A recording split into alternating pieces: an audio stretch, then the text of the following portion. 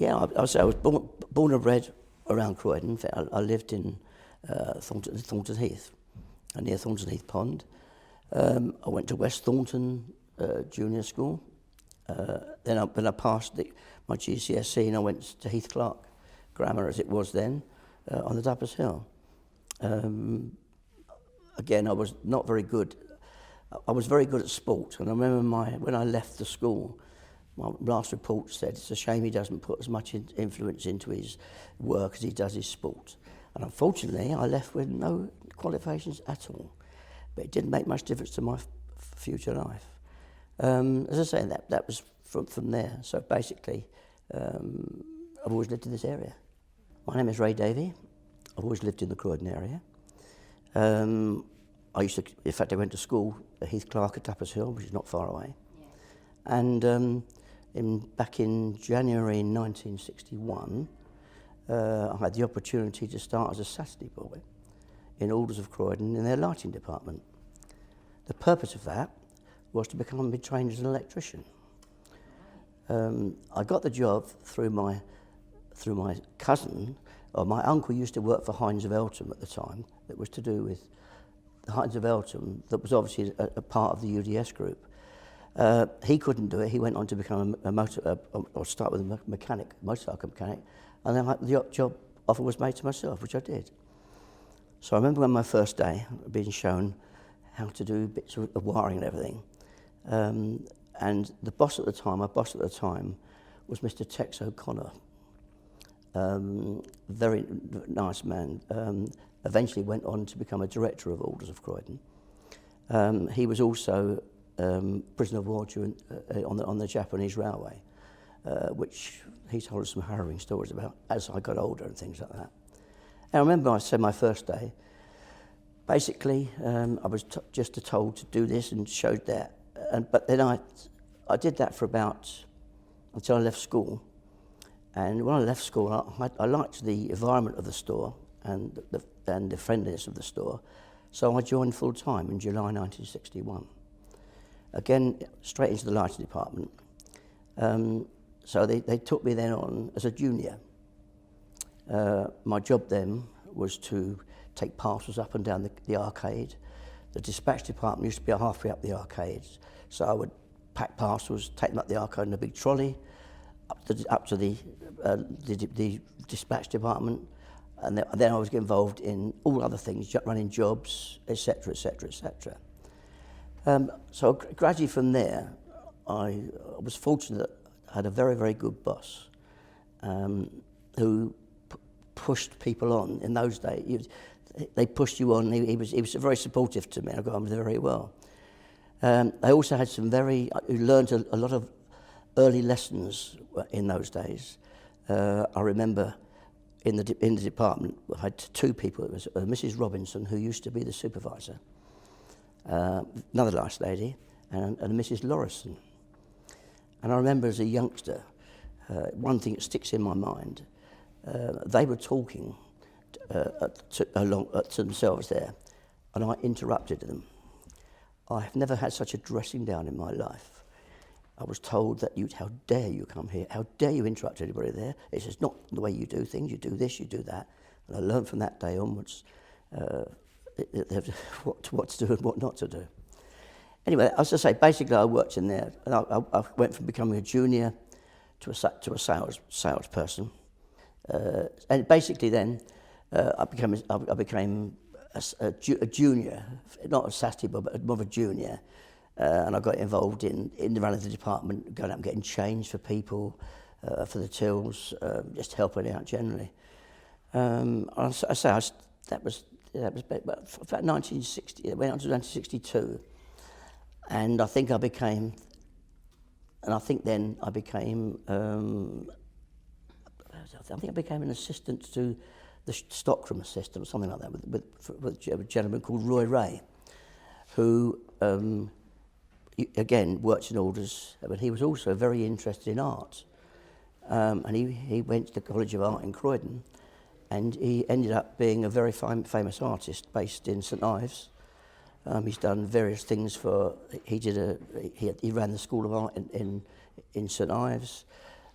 He also has done various exhibitions around the world. Unfortunately, he died a couple of years ago now, but I do go down to see him. When did ALLDERS actually open? When? Oh, What year? well, I think I'm not certain what it was. I remember basically what I remember of ALLDERS was that there used to be, I think it was the Globe. I forgot, there was a theatre there. I forgot what it was now. Where there was two sections. You had the arcade. The main store was, if you faced the store, was to the right. Then to the left, we had the lighting department to the left-hand side there. And then they were doing, when I joined in 1961, they were building behind the lighting department, and it was all fenced off. It was the start of the first extension of ALLDERS. So again, the only way you could get into the department was either coming out of the store, up the arcade to do there, or you used to be able to go down below, underneath the china and glass department, and come up in the store on the other side, which was quite handy. Yeah. When you started at ALLDERS, how did you get the position? Well, I got it by basically, so it was my cousin, who's my uncle Tommy, who was the buyer for bedding department in Hines of Eltham.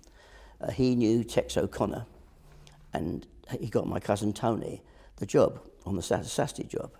But Tony basically was going to start it. Then he got involved in a motorcycle shop at Elmer's End called Dunstall's, Frank Dunstall's, and he decided to take the route of a mechanic. So the job was offered to me, basically. I learnt a lot from people. In those days, the disciplines were a lot different. You would talk. Absolutely. I mean, at the end of the day, it was very. We had so many staff in those days. When I think back, we really had so many staff. How many roughly? Well, I remember just in the lighting department, we probably must have had. To start with, I suppose there would have been about 10. But as the store grew and the lighting department grew, it went up to about 20 staff, which was quite good. I remember we had 3 till points, and in those days you had to have the old national till, what it used to be called in those days, when each till had 4 drawers, and each one of your assistants, it was your drawer, and it was all done by handles. You didn't no electrics those days. You had to turn the handle on it. So we must have had at least 12 assistants, because the till was always full. I was very, very fortunate. As I said, I had a very good boss. I was one of those lucky people that started at the bottom and worked up. I mean, I started, as I told you, as a junior, up to salesperson. Then I went to stock control and running the stock control of the department. I then became a supervisor of the department. I suppose that would have been in about 1967, 68, I suppose it would have been. I then became the underbuyer for working with Mr. O'Connor, and we used to go, in those days, we used to drive over to Germany to exhibitions, but we used to buy from Germany, we used to buy from France, we used to buy from Holland, and it was a very interesting job for me. So basically, Mr. O'Connor got more involved in the electrical side of it, the business, because it was a massive business. It really was a large business. And he let the reins over to me that would have been about 1969, 1970, I suppose. So I had the total responsibility of running the department, basically. So that was quite an achievement, really. Right, so you've spoken to us about your relationship with management. Mm-hmm. Would you like to give some information about your relationship with your colleagues? Yeah, my colleagues, yeah. I mean, we basically, in those days, it was only a 5.5 day week. You didn't work, we used to close at 1 o'clock on a Wednesday afternoon. Then we obviously formed a lot of friends. I've still got friends left from ALLDERS, but I've still got a lot of friends formed in those days. So we used to do things on a Wednesday afternoon. We had very good association with Grants across the road and Kennards, but more the Grants. Now Grants used to have up at Hamsey Green their own sports ground with tennis courts and things. So we used to go on a Wednesday afternoon up to their tennis courts, and play tennis against them over there. We also used to be a part of the South London Stores group, which all stores in the south of London, and there was inter-store competitions, like some badminton competitions, running competitions, tennis competition, anything you can think of, swimming competition, sports days. It was all, so therefore it was a very, very good family fun, and we all knew each other. And it was like a family. And at those days, and even to when I moved on from the store, basically we was all friends and we remained friends for all those times there. So it was. But I say that then I left the store. Everything what happened then. Then UDS, as it was then, who owned it, that's the used to be John Collier the Tailors. I don't know if you remember the 30 Bob Tailors it was called. John Collier. There's a shop on the corner of the Wycliffe Centre there. They actually owned it. It was the Lyons family that owned it. And in those days, it was, when I look back, you were trusted with everything. You were trusted in the money you spent.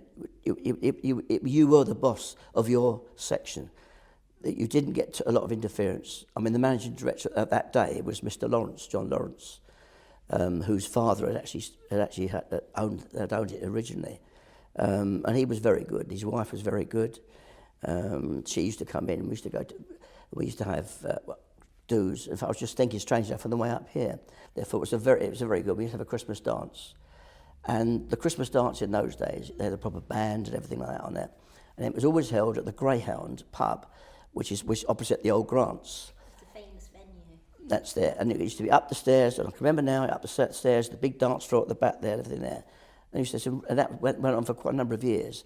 Then when that got knocked down, they moved it to the new Greyhound, which is up by the fire station, up by the underpass. They held it there for a few years. And from then on, it went to the Orchid Ballroom at Purley, and then they moved on to it was then called the Croydon Suite, which was down at Brawl Green. That was the latest venue, and from then on it went. I mean, I think then after that, I think gradually that was in the time I was actually moving from the store to other things, social events. Now, when I was there. Basically, we were allowed the use of the canteen for one evening a week when we could have a social club, which we had. Then we had records and things like that. That had been in the early '60s, basically, and we were allowed to go through. The stairs were at the back of John Lawrence's office, back of the main. And used to go up the back and into the canteen. Then basically we used to have evenings there, and then from there we used to get together, and we used to organise meetings or that and go something there. Anyway, that went on for quite some time. Then gradually, they started building the new store in 1970, wasn't it? I suppose it would have been 69, 70, and that old canteen was closed down. And it was then moved to the new canteen, or the new restaurant, which was up on the top floor of the new building there. That was the time, basically, when I left. Let me think. I moved on from the store. Let me think. It was the time when they were starting what they call the group buying section, which basically every store had its own buyer manager for every department. So, for example, you'd have, say that I'll take the lighting as an example because as I was in there, you'd have, I mean, Harding and Hobbs had their own buyer, Shinners of Sutton had their own buyer, Meadows of Bromley had their own buyer, Lamports of Portsmouth, Hines of Eltham. Anyway, they actually started what they call the group buying offices. Therefore, they brought one buyer in, or they promoted one person over each section, and that was that they then used the Jewel Street end of Alders, where it joins Jewel Street. The buying offices were put in there at the end of it, so that the buying offices were then basically in the store there, and therefore the buyers were based there. There was a lot of I think the original stores were Harding and Hobbs, Shinners of Sutton, Hines of Eltham, Meadows of Bromley, Lamports of Portsmouth and Macross of Cardiff. They were the original stores. I think it was about eight, but there's about eight of us there. So they started them with the group buying section of it. And I'm just trying to think who was the... I can't think of the man's name now who ran group buying at the time. But anyway, so after my boss then, Mr. O'Connor, went to become the buyer for the electrical department, and he was then based actually in the electrical department on the ground floor in Croydon. I was then asked, could I go and look at some of the other stores, because the largest department particularly was performing very well, and it was probably one of the largest departments. It was at one time in the country. So I was asked then to say, could I go and look at Heinz of Eltham, because they didn't have a large department, and could we put one in there? So after a lot of discussions, we did put one in there. But then eventually the biggest department, large department within the group was Shinners of Sutton, apart from ourselves. There was a lady in there called Mrs. Goldman, who was a Jewish lady, nice lady. She ran it. She knew everything about it, and I think when she ran it her own way, as I say, in those days you weren't the actual. They trusted you so much. I mean, you had this thing called the Black Book, which we had. It looked like a checkbook, but it had all lines in it. And every week we had to take this up to the offices, and you had a stock level to start with, and they'd worked out how much you'd bought in that week. Then they took it off, so you knew exactly what your stock level was at a particular end of a particular week. We used to put on a fixed margin in those. I mean, when I look back now, you couldn't do it these days. But if an item cost £1, for example, we'd put it in at, I don't know, say £2 as an example. But we'd probably put it on the shop floor at £3. So what we used to do, and that which you could never do now, we built up a lot of spare money. They said, well, you've only got £40,000 of stock. We probably had £60,000 or £70,000. Now, in those days, as it is now, you could things like markdowns when it all goes officially through the books, everything there. Well, those days you didn't. So we'd give discounts and we'd do a sale. Never did a thing, and it wasn't until the stock taking that you knew. You basically then knew what the situation of your department was. Anyway, I remember taking Shinners of Sutton over, and I was asked to take it there. And she wasn't very pleased about it at the time that she was being taken over, because she'd been there a long, long time. I mean, she was Jewish lady, and she got away from the concentration camp. Her parents, they were on the trains going to I don't know what it was, one of the concentration camps. The train stopped, and her parents managed to push her out the bottom of the truck. And she was the only one that survived of her family. So she was a very tough lady, as you can well imagine. Anyway, so I had to go over there, and I had to do stock taking. So I had it all listed down. So I'm going around listing down. I said, there's all these Woolright shit. No, we don't take those into stock. Okay. We don't take those into stock. In the end, we got up. It said on the sheet 33,000. I can remember it now. It's £33,000 of the stock she had in there. We got to £60,000. We stopped counting. So she had been doing the same as we'd been doing in Croydon, which was running the department efficiently, but you weren't making the true profit for the company, or it wasn't showing, right? You could hide some of your mistakes. But of course, then gradually as computers came in, and it all changed around. But anyway, so basically, as I say, Shinners of Sutton was the first one I took over. I was still based in Croydon's department there. Then we took over Harding and Hobbs. And then we took over what you put there is Whiteley's of Queensway, which was the first ever department store built. And it's still there to this day. Anyway, basically then we took Whiteley's over, and then went down to Lamports of Portsmouth, we took over, Macross of Cardiff, Meadows of Bromley, all had managers at the time. Would you like to tell me about the atmosphere working at Alders? The atmosphere was very good. As I say, it was a very family orientated. It was family orientated from the top, basically, because it was a family business. Everybody seemed to blend in. Most of the people there had been there for a long time. I mean, I was, well, I've got 25-year present thing there, and there's lots of other people that have been there 30 and 40 years from the end of the war, and they were still there now. You know, they were still there. And some of the various old buyers and things with their old-fashioned ways. Let's just say that bit. And it was a lot more relaxing. Now the pressure is on, and those days one thing you did have was staff, and the staff were very good, and they were very the old school, you know. You had to, dress properly, that sort of thing on it. So yeah, so the staff were good. The relationship with the management was relaxed. It was quite strict, obviously, but you had your rules to work to. But as a youngster, the elder staff would put you in your place. You didn't get a chance to back chat.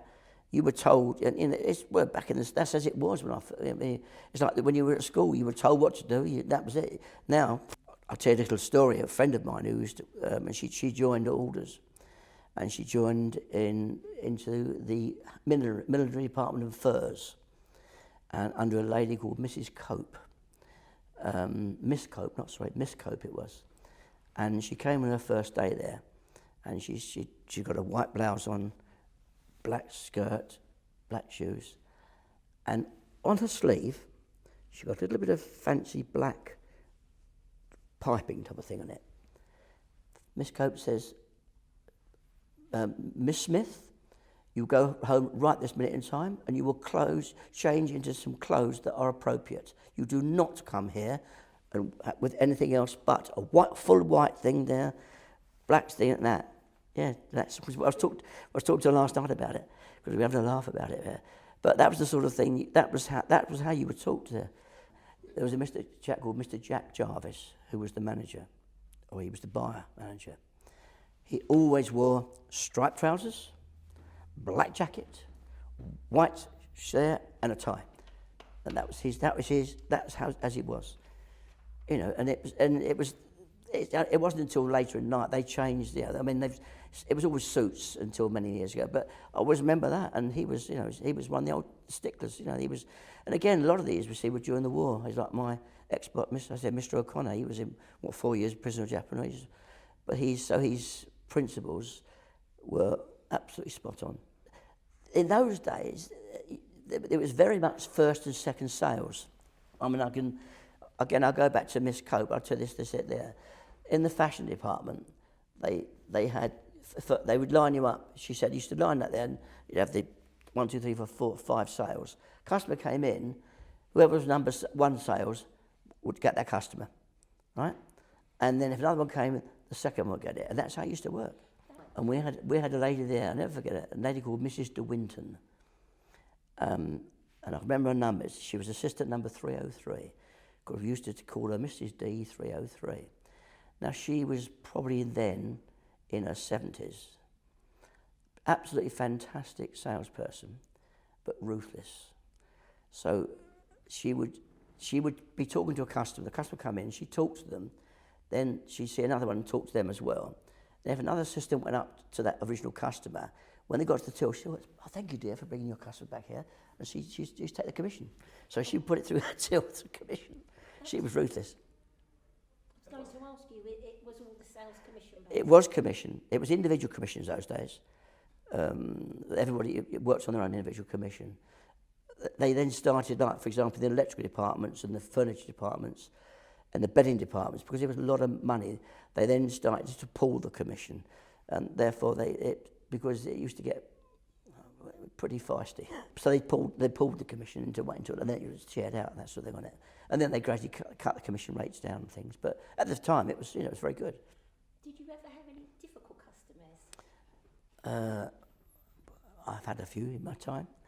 I remember quite a few times in Alders when I was on the buying side of it, 6 out of sore thumb today. We had a nice girl down in Portsmouth, and this chap was absolutely rude to her, absolutely terrible. She was crying to us, and I wasn't in the store, I was in the wine offices, and I remember going out into the department and absolutely taking him apart. how dare you ever talk to that girl like that? It's not her fault something's gone wrong.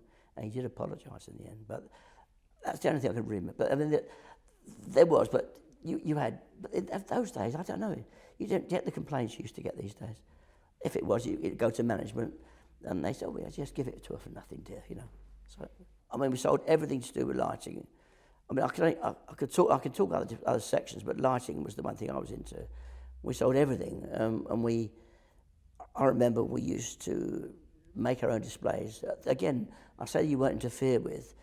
If we could find a way of making something look better in display, and I remember going out, we had a young chap there, an Australian fellow called Mike, who came over. He came over for about 9 months or 12 months, and he joined us in the department as temporary there. And he was very handy, and I was quite handy. And I remember building what we then called the crystal room, when we had this like an alcove.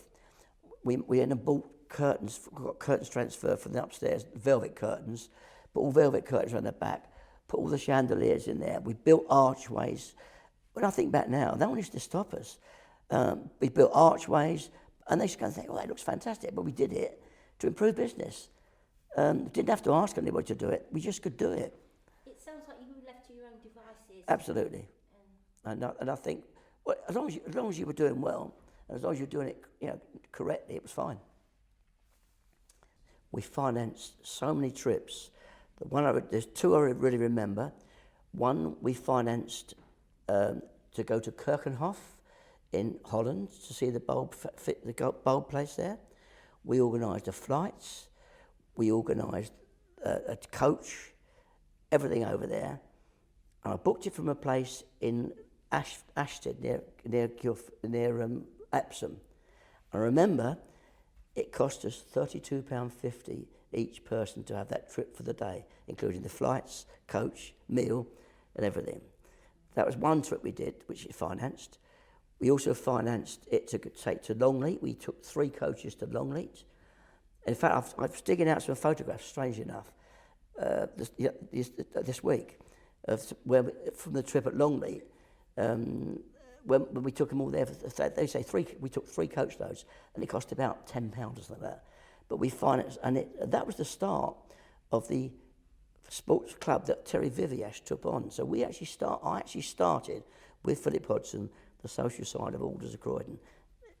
They would say they did, but we actually started it, and Bennett we got from that. And they went on to getting pool tables and that sort of thing on it. But that was quite a thing we did, really. And we used to sit in the staff dining room there, and we used to have a big table up the top, and where all the whole crowd of us. We got a whole must have been about 20 of us used to go out. We used to go to cinemas. We used to go to see shows. We used to that sort of thing. We used to go on the coast, and we used to sit on this big table up at the top there. And everybody knew this. If you were on the table, you were in with the crowd type of thing, But no, it was good. I'll go on from the store. As I say, what happened after that? They started group buying. This was in the UDS days. One thing I was just thinking of there, basically, that happened was in mid-70s, when I said they didn't control you too much, they let you do what is there.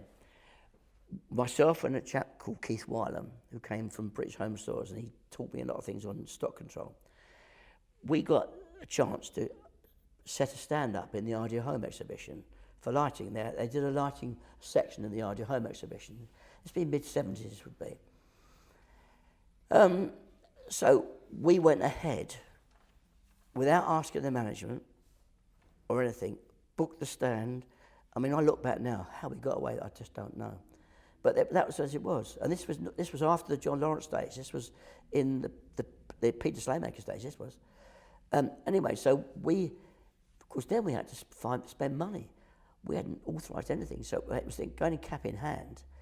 We weren't very well thought, as you can think about. Then, by chance, I got a telephone call from the things there. They said, is that Mr. Davy? I said, he said, you're this. Yeah, I said, the Queen would like to visit your stand. in the Ideal Home exhibition. So, anyway, so then I got to management, told what happened. Well, they couldn't be more helpful, could they? And I remember, so they gave us all the help we wanted then. And I remember we actually we thought we must give the Queen something. And we used to do these cast figurines we used to do, made them into table lamps. And there was one of Queen Victoria I. We actually got there and had it made into a table lamp, thing on it there. And we took it there to present to her. Anyway, that was the days of the lion. It was the lions, birded lions. It was the UDS. They owned it there. Anyway, of course, as it's still the Queen's coming there, of course, on the day, the opening day when she's on her own there, all the management are there. If you can imagine, can't you? And I remember they were going to. Bernard Lyons was going to. He was a sir then. I think he was saying she obviously. He was going to present the Queen with this thing there. Anyway, I can remember now. We had a stockroom at the back of this stand. I remember Bernard Lyons and his son polishing their shoes on the floor, practicing their speech what they were going to say to the Queen, and coming out then and doing it. But how we got away with it. This was Philip Hodgson himself again. No, Keith Warren himself again. But you would never get away with it these days. What year was that? That must have been about 1978, 79, I would think, because then. After Jubilees. It was. Yeah, I think it would have been. I think, but basically then, they used to have a magazine called Counterpoint, which was a group magazine. When people used to put things, it was their own magazine. And they arranged then for an Alders van to take this thing up to the Buckingham Palace. There was a picture of his Alders van outside Buckingham Palace going in the gates to deliver this thing there. So from that sort of one chancy thing we took, it was a lovely memory. Lovely, absolutely, yeah. But explain the day when she arrived. Well, when she came on there, strange enough, because as she came, we all sort of standing there. So there's Bernard Lyons polishing his shoes in the thing there, and she walked up to there, and there was. Her and whoever was the organiser of the Ideal Home exhibition, and behind was Prince Philip, and there was 2 or 3 people dressed up in there, all their army stuff and that sort of thing there. But she was very good. She asked about questions and things like that on there, and then the Lions they came out and presented this statement, which she then handed to someone else, obviously. But yeah, she was there. She was on there about 5 or 10 minutes at the most there. But she looked round and everything on it there. So no, it was. What did she say? Did she speak to you directly? She didn't speak to me. She spoke to the Lions. So she obviously the usual thing. She would say, "Oh, it looks very nice." I went, "Oh, you're from Croydon," blah blah blah, that sort of thing on it, really. But anyway, basically that was then. That would have been mid to late 70s when I actually moved into group buying properly, because we then moved to Hackbridge, where there was by Hackbridge Station. We had the warehouse there, and the group buying offices were all moved to Hackbridge. So I then went over to Hackbridge and became the proper group buyer.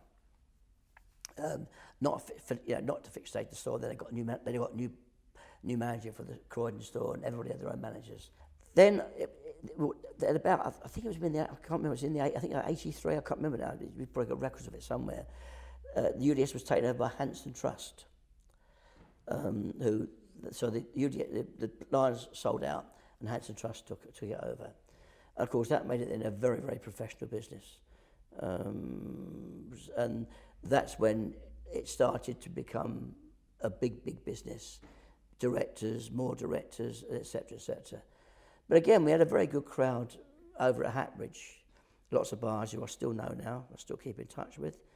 It was never the same, because you didn't feel part. When you were in the store, you weren't part of that store anymore. You used to know the staff, but it wasn't like it was originally when you were really involved in it, because you weren't. You really went there to tell them what they should be doing. It was then corporate stuff. We had to do corporate things. Therefore, what you did for Croydon, you had to do for Sutton. You couldn't do different things.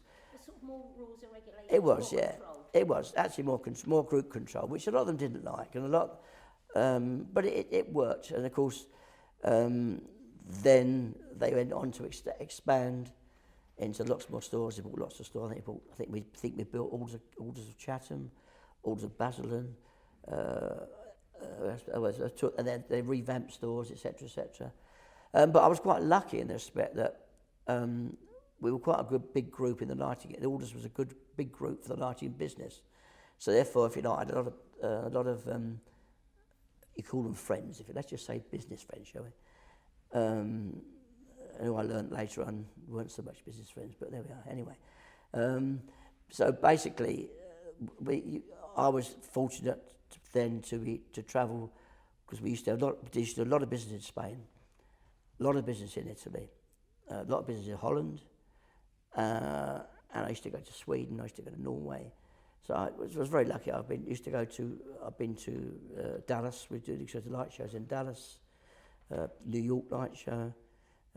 We used to go to the Paris light show every year. I used to go with Keith Wylam I used to work with. Then moved on from Alders to become the Fowler Fraser's group buyer. So him and I used to go together to the exhibitions and that. It was good. Very lucky. It was progressive. Well, we bought from,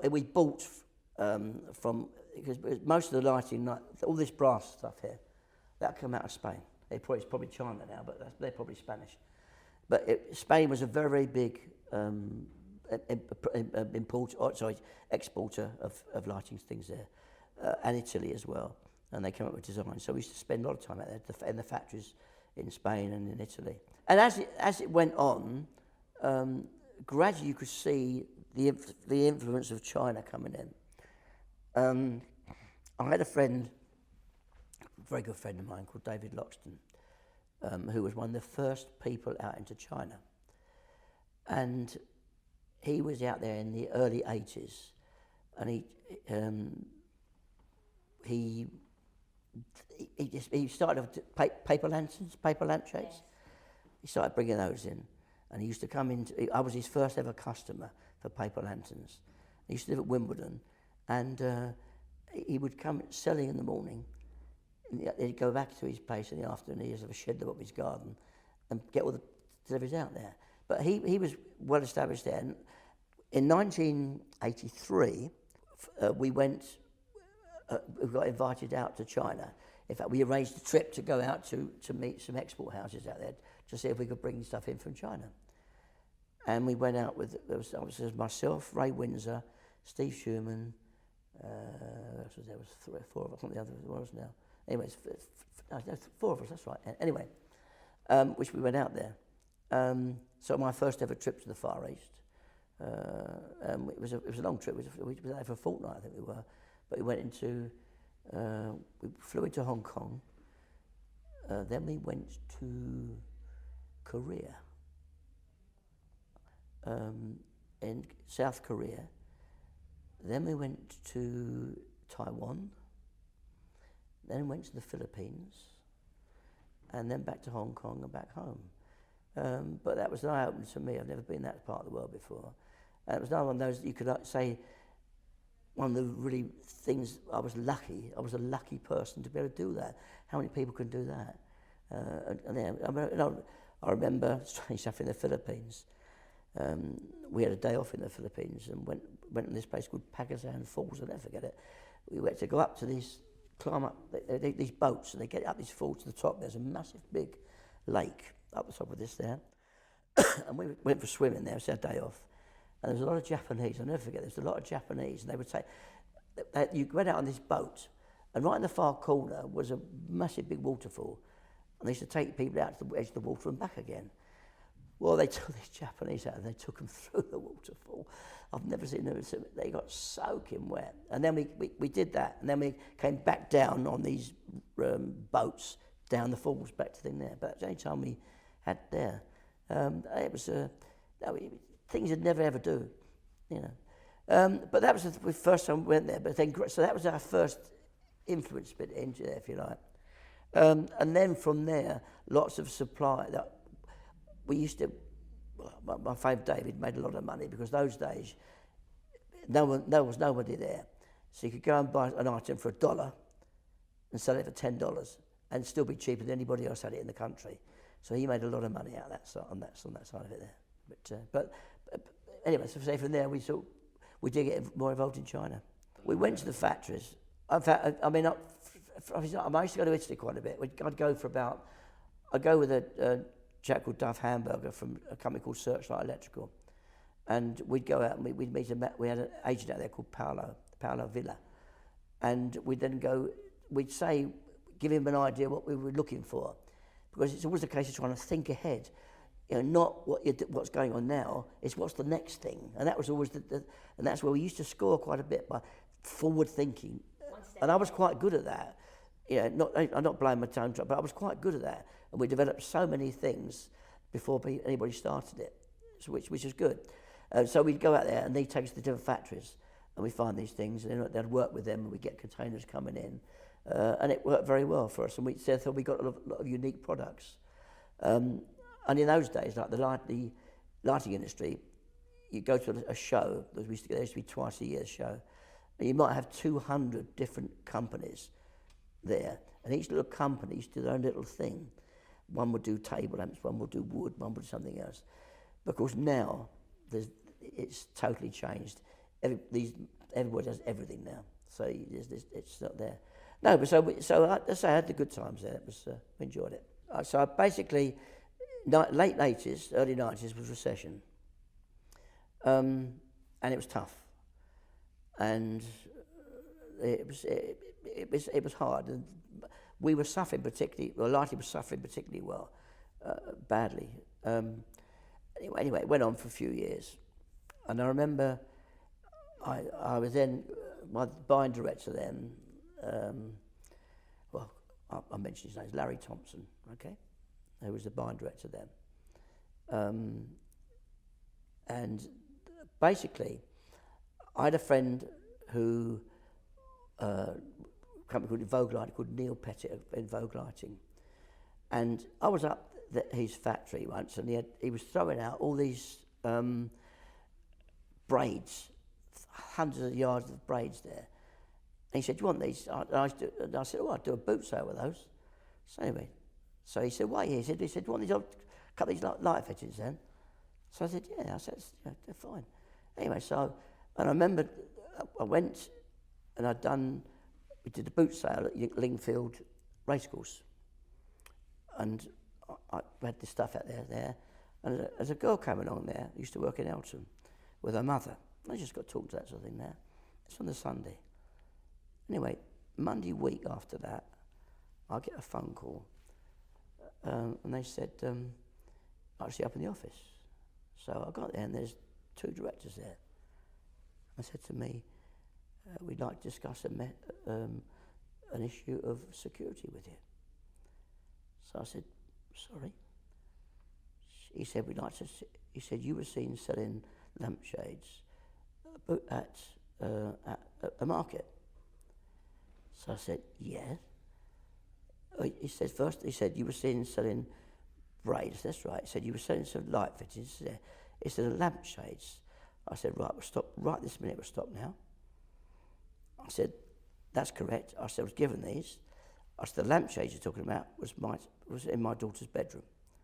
I said, right. I said, I'd like to get up now. I said, I'd like the three of us now to go to my house. I want you to come round to my house. I want you to come to my garage. I want you to come to my house. I want you to search the loft. I want it done now. They declined. Okay? So anyway, that was the start of it, if you like. So anyway, from there on, it got for about 9 months. It was pressure. Everything they could find wrong, they found wrong. I was 5:30 at night. I was called to the office. What's this? What's that? There. It's 8 o'clock at night. They banned me from going to exhibitions with suppliers, or he did. Anyway, I got to the stage there, and went to see a very good friend of mine, Mr. Peter Saunders, who was then, he wasn't with the group. I don't think he was. I think he'd moved on then. I knew him there. Anyway, I went to see him. I explained the situation to him. He said, Ray, they're going to get you out. I had this letter from them, and it was not very nice. He said, Ray, they're going to get you out, Ray. He said, I can tell you that now. He said, all I can tell you, he said he actually wrote me a reply, and he would probably remember that, actually. He wrote me what I should say back to them and everything there. And then that was fine. This was 1994 now, 94, 95. Anyway, so basically, I had to go to London with chap called Peter Bilby, who was the assistant director of mine, up to London to do what we used to call competition shopping, looking at other people, what the shops are doing. And we went out on this on a Friday, I remember, on a Friday. And we went up there to come back in there, and this was got back about 1 o'clock. At 3 o'clock I get a phone call. Can you come up to the office?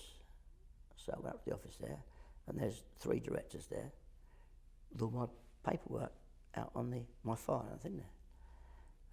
So I said, well, we said, we'd like to discuss something with you. He said, we'd like you to resign from your post. So I said, right. He said, we can do it whichever way you like. We can do it. He said, you can resign. He said you can relinquish your position and go and have a job in the department, in the store. He said, we can make you redundant. So I said, all right, can I think about it? I said, I'll come back to you on the Monday. Anyway, prior to that, my best friend there, called Brian Fields, he was the liner buyer, and they did the same to him, exactly the same, about 9 months before. So I knew what was going on anyway. So basically, in the end, I went back and I said, look, okay, it's not going to get any better. You make me redundant. I said, but this was in the end of April, this was, I think it was. When I had to, when a bit of group buy, you had to organise all the stores for the sale period, June sale. I said, look, I'm just in the process of the sale. I said, if you like, I said, what I'll do, I'll totally finish the sale presentation before you get anybody else in there. I'll get it all done for you, finish it all there. And I said, I'll do it by the end of May. So they agreed to it. So basically what I did then was, that was it anyway. It was a very fraught situation for quite some time. And the last day, it was the afternoon. Well, that's right. They used to do leaving dues. I don't know, for anybody that got the push. And the usual thing was, and Brian and I had already spoke about this early on, and the usual thing was then they were up there, I was really sorry to see you go, with this and da-da-da. Totally false. And I swore, both of us swear, we'd never ever go to a leaving do of our own. So we refused it. He refused it and I refused it. From that day when I refused it, I wanted to know about receiving, I said, I'm not having one. What do you mean? I said, I'm not having one. I don't want one. End of story. I hardly got spoken to from that day onwards. And the day I left, no one had told me anything about pensions, nothing. And I'd organised my own little drinks for the buyers and things there. Anyway, in the end, I didn't know what to do with my car. So anyway, then basically, I went up about 4 o'clock to the office, his office, he's sitting in the office there. So I said, he said, yes, come in. So I said, Larry, just like to say goodbye. He said, okay, thank you very much indeed, yeah. He said, I said, I don't know what else to say. He said, well, it was your decision, wasn't it? He said, So because I didn't have that, and I didn't know what to do, I said, well, what do I do with my keys, my car, my company car? Well, go and see John, whatever his name was there. They're there. And that was my last titles. So it went from being, it was a nasty one at the end, but, I live with that.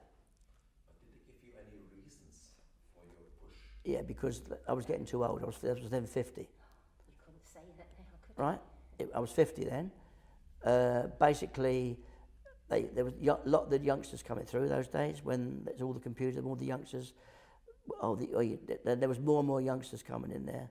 But, I accepted it, to be fair. Maybe I did get stale, but unfortunately it was happening the year after the recession, and it climbed out of it. So, you could argue I could still been there, but I didn't. Was it a combination of the lampshades and the braids and...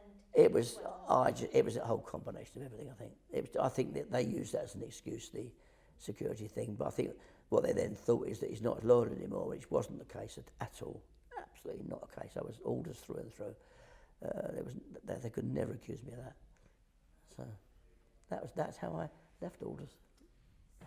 When I look back, they were very innovative. There was a thing they set up the Alders at Home stores, which I don't know what it was now, when what they decided, very expensive to run department stores. So they found these, one particular expense is escalators. They cost a fortune to run and maintain. It's a really big expense in the store, escalators, really is. So they found floor level there. Alders was very good at the house side of it. Fashion, never very good fashion. Lots of it was concessions, but never very strong on the house, on fashions. So it was all household. Carpets, radio and TV, electrical, linens, hardware, lighting. So what they did, they set these things at home stores out, which basically was just sold these products. If I go back to my group buying days, I'll have to go back a bit now. When I go back to my group buying days, we used to have Peter Slaymaker he was the top man there. Well, he was then taken onto the main board of the Hanson Board Trust, and he was given the Alders International. Do you know the Alders International? Yes, I've heard of it. Alders International had the shops on the boats. They had the shops in the airports. It was all there, and he was responsible for that, doing there. We also took over. There was a department store in Germany, because I was sent out there to look at this department store, and it was a bad mistake. They should have known. They spent a lot of money in this store, but they didn't. They had sent the account out, but there was things that bills had been sent in that had been destroyed. So there was debtors that were owed so much money. In the end, lost a lot of money on that particular thing now. But then they left there. Then there was a chap called Stan Kaufman, who used to be the director of Alders of Chatham, and he came on as the buying director. Now, I don't say I liked him. I had a lot of respect for him. He was very, very good as a leader. Excellent. I can't criticise him for that. I didn't necessarily agree with everything he did, but he then brought the group together more on the social side. He set up inter-store competitions. They used to have these days. I think they used to call them now, like away day things. A lot of the youngsters would, if you got there, they'll tell you more about those, because they used to have all those inter-store competitions in there. So basically, he then started looking at development of the group, along with, I presume, Hanson and everything there. So they came up with this idea of these at-home stores. And I think the first one we did, if I remember, was Aylesford, down near Maidstone. And it was a really good success, very successful, very profitable. So then started opening these things up. We opened them up in Ipswich, all over the place we opened them up there. So I used to go in the bars, we used to go and set these places up. So you'd spend a week there teaching the staff, and also setting up the apartments, do displays, all that sort of thing for them there. So they built these things up, and then I know after I left, they were still doing these, and they went into also rebuilding some of the stores and extending those. Then they got involved, I think, if I remember right, in buying the Owen group, which is a group of stores which wasn't very good, and which was, and I think this was, I can't remember the thing. Pete Saunders will tell you more than I can tell that. But I believe it was after the management buyout, because there was a management buyout. And I think it was after that they started these. But anyway, I just think they got overstretched. And if you go on Wikipedia, there's a whole thing on there about it, which is I read it the other night. It's quite interesting. I wasn't aware of that. I'll have a look. Go have a look. It's very. If you go on Alders department stores or the Wikipedia, it's really good. It tells you all about the takeovers and about. I mean, the last person that I know, my daughter used to work there. A chap called Terry Green. It's no relation to Philip Green, but he's the one that crucified the business, in my opinion. He concessioned out the household side was very strong. He was very fashion orientated. He tried to push fashion more and more and more and more, and he cut back on the other side. They moved departments. I think think he concessioned out the carpet department. He used to take £42 million, the carpet department, right? And I think he used to concession it out to Carpetwriter, if I remember rightly. Radio and TV was concessioned to somebody else.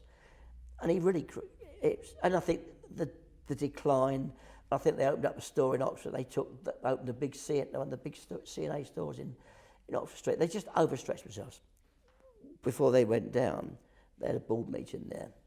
And this Terry Green, who increased fashion, got rid of housewares in there. I think it was a very, very bad first year he had. And I think he admitted to the boardroom that he knew nothing about housewares, the household side of the business. Well, he's the one that's cut it back, pushed fashion. So he cut back the core business. He ruined it. So you say that's lessons to be learned for today? Absolutely, yeah.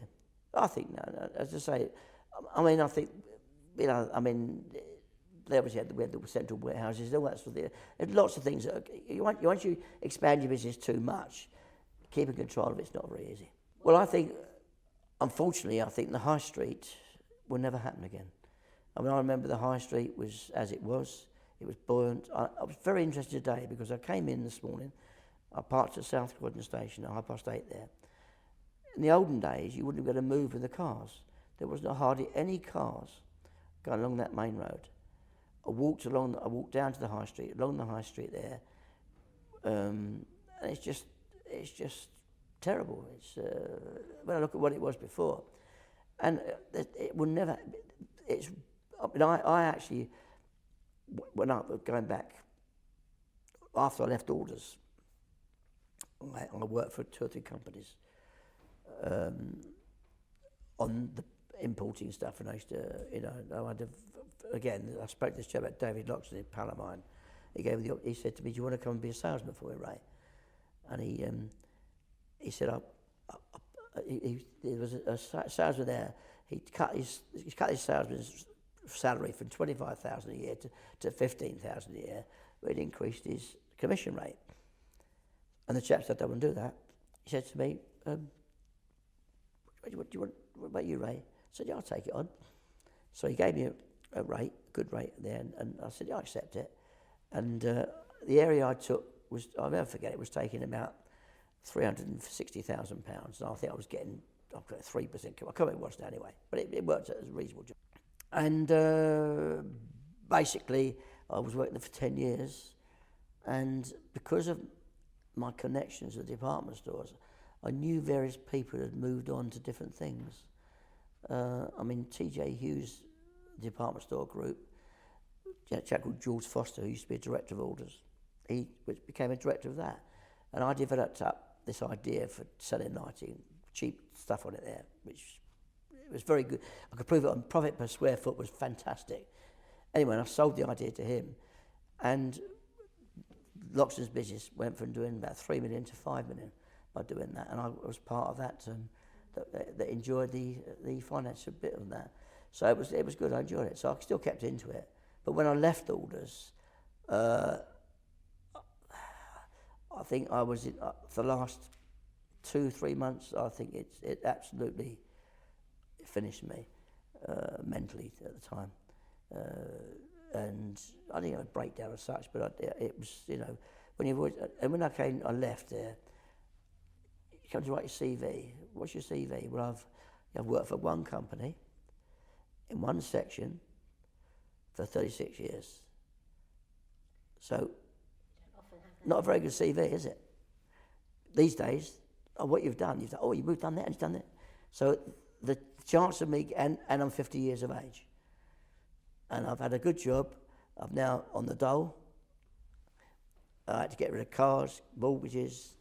I had a young family at the time, so it was a bit devastating. I left it at a site. I opened a small sort of fashion group, not hardware group, which I worked for a company called Lorimer's for quite some time. Then I went back. I hated it because I wanted to get back in lighting.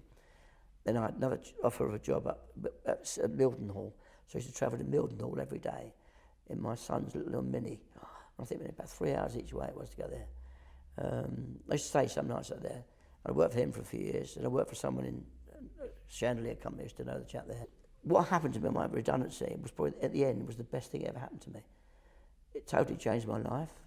It gave me an opportunity to do different things, and I earned a lot of money from it, which I probably wouldn't have done at Alders. My only regret is that I would have had a very, very good pension at Alders when I left, but it was frozen. So that was it. You know, it was the final. It was a final. Final 5 years final service anyway. So anyway, but another one of the things I did in 2004 was I opened my own lighting shop in Bournemouth, big lighting shop, and we opened it before the recession of 2008, doing very, very well. I look back now, we took it out, I think about now, on a 10-year lease, no break clause. Every year the rent went up, and I think anyway it was fine for 3 years, and then recession hit in 2008, and so I struggled for it cost me a lot. It cost me all my pension money and everything there, but it was a lovely shop. But then I got out of that, so that was. But that again was the time the internet started, the recession. About 2010, and I knew people used to come in with a thing there, so that was all early in those days. So, I mean, I'm not saying it was happening all there, but basically, people didn't want to go in the shops. It's too easy. It's too easy. I mean, I'm terrible. I use the internet a load. It's so easy, isn't it? Everybody knew Alders of Croydon. I mean, we used to have. I remember, strange enough. Cliff Richard used to come in quite frequently to Alders. They used to close. They used to after Thursday nights close it, and he used to come in a number of times there. Anyway, I was Pantomime Brian Fields sold his house to Cliff Richard's manager. Anyway, but somehow I don't know how it even come up now, is that I got involved with Cliff Richard when he came round one of these things that he wanted some fans for his house. He was just building in Portugal, ceiling fans. So I had to go over to his house in St George's in Weybridge, St George's Walk. Charters, his name of his house, I remember. Charters, it was called. And I went over there with Brian because he knew him anyway, and we had a cup of tea with him. And he was just talking what he wanted, that sort of thing. And I said, well, I'll come over on the Saturday and I'll bring over these samples. And anyway, so my youngest daughter then, I said, Elaine, do you want to come with me to see Cliff Richard? So we went over there, and I got there. The gates undid, went there, knocked to them. He said, Cliff's not in at the moment. So that's not a problem. So I did go and sit down there, which we did. Anyway, and he had 2 of these Westie Terriers, white Westie Terriers. And he came in there, and he went, he's rolling over the floor with these 2 bloody Westie Terriers, right? Anyway, so he was really, he said, to me, Elaine, would you like something to drink? He said, come in the kitchen with me. He said, we'll get you a Coca-Cola. So anyway, we had a Coca-Cola. Anyway, then we had these ceiling fans. We had to assemble them all. So I gave him a screwdriver. It says him and him assembling it on his floor. I can remember the floor of his hallway, assembling up these ceiling fans. Anyway, he bought them at the end. They were too special for him there. About 1990, my daughter was now. About 1991, 1992, I think there. And we went to, had a couple of his concerts and things. It was interesting. So what do you think is the way forward for the Alders building? I think, unfortunately, the best organised, the best department store group in the country has always been John Lewis's, because they've got their own individual following of people that the money is not necessarily interested. They don't have to do promotions and everything. But when you see what they're doing, if John Lewis's can't make a business, you won't get anybody making it, in my opinion. I just don't think the internet has now got too strong. It's a great shame, and we've all got lazy. I mean, one of my best friends, her and her husband used to come into Croydon in Saturday morning. They'd come and they'd go in the shops, they'd go and have a bite to eat, got the coffee bar in their Alders, or they go for a restaurant and spend the day in it. Who does that now? And you've got the parking situation. There's lots of things. I just think it's a terrible, terrible shame. I don't really see what the future is for the high street, apart from converting back into houses again.